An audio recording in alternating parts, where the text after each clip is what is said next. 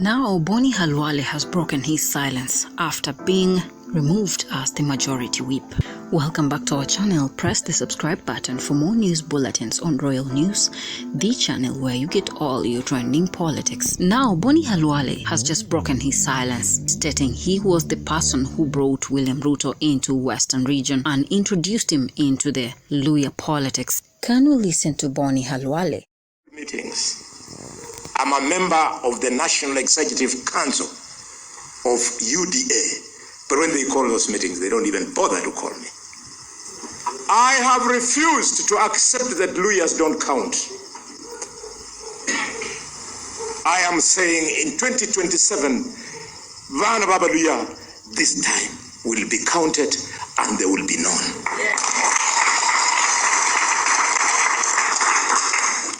As far as Mudavadi is concerned, as far as Wetangula is concerned, you are only as good as you help them to take people to the polling stations so that they get those positions. When they get whatever benefits they get in return, which I don't know, Wetangula mani ne helicopter mahira ibungoma, Mudavadi mayiha nende helicopter ibihika mahira bindu bienebo yueneo papara kukakameka ibero ta. I am going to make sure in 2027 Kakamega gets a position at the national table of brotherhood.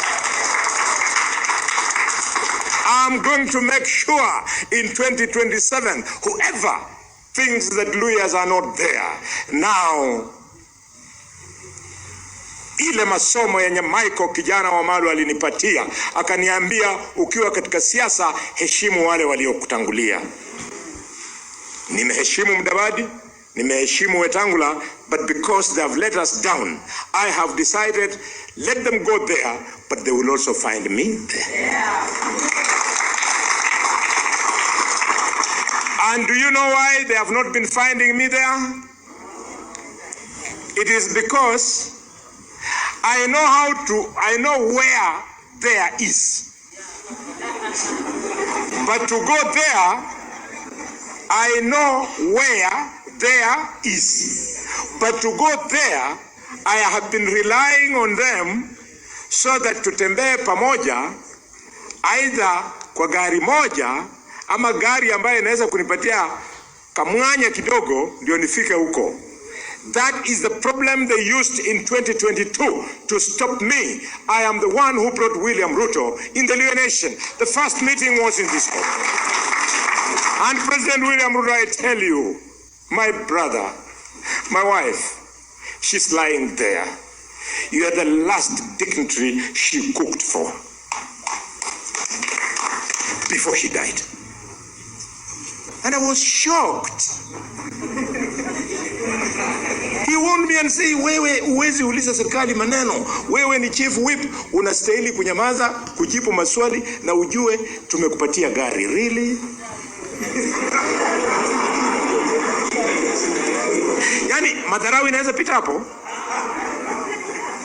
Senator wa Kakamega urepresentanga 2.5 million people yako bilo kura ishikira pamwe mutuka kore abalone.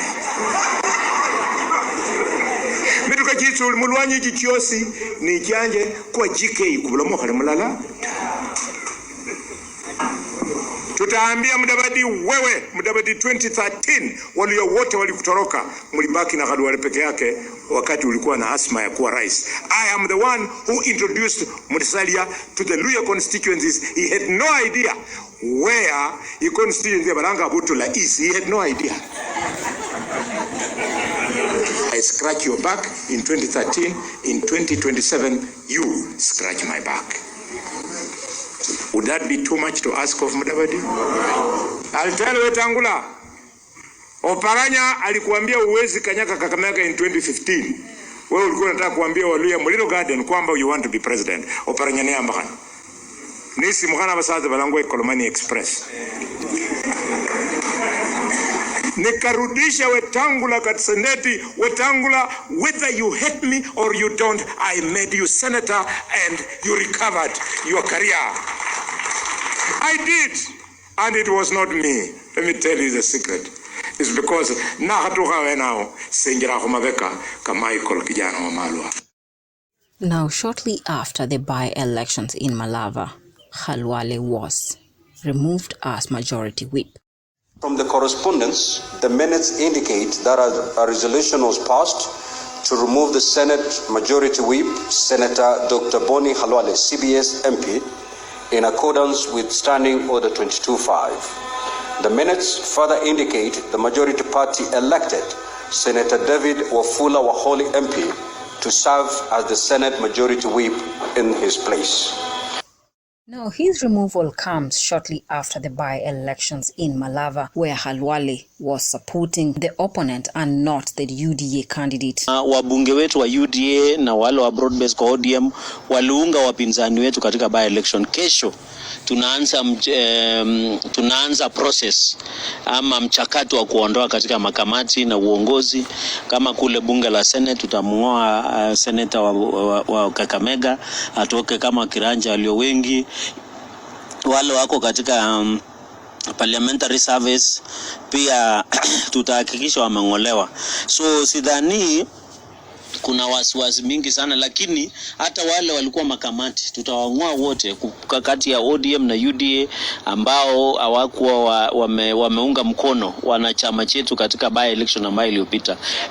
Nitajaribu kuongea na wale viongozi ambao wanatoka sehemu hiyo ndio tuweze kuelewa kwa nini hiyo kiti ya Chwele Kabuchai ilipotezwa. Na unajua pia kulikuwa na mashida kidogo kwa sababu mbunge wa hapo ambaye ni Majimbo Kalasinga pia ni mwanachama wa Ford Kenya na alifanyia campaign ule mgombeaji Uhuru. Lakini mimi nataka niulize chama cha Ford Kenya, tunapochukua hatua za kinidhamu kwa wale waliunga mkono wale wa UDA na ODM ambao waliunga opponents wetu mkono, pia Ford Kenya iweze kumpatia discipline Mheshimiwa Majimbo Kalasinga ambaye ni mbunge wa Kabuchai ambaye alifanya campaign against candidate wa Ford Kenya katika Chwele Kabuchai pale ward.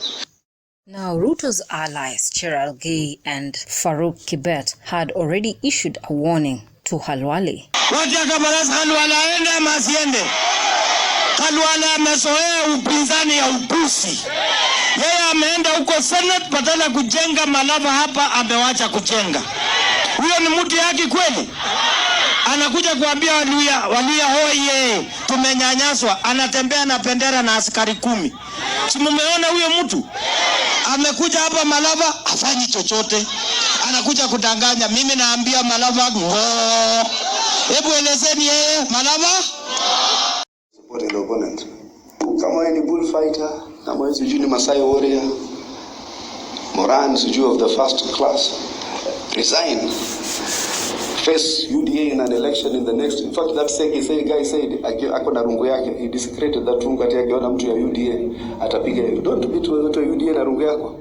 Now, William Ruto is looking for allies who will help him be re-elected come 2027, and Boni Khalwale had started rebelling and clearly stated he is not going to be in support of William Ruto. Now, in 2022, William Ruto was introduced in Western by none other than Boni Khalwale. He's not lying. Mudavadi and Wetangula that time were solidly together with Raila Odinga and Kalonzo Musyoka. So they definitely didn't want to cross a line and introduce William Ruto into the Western politics, being a stronghold of ODM. But Khalwale went out of the line and introduced William Ruto.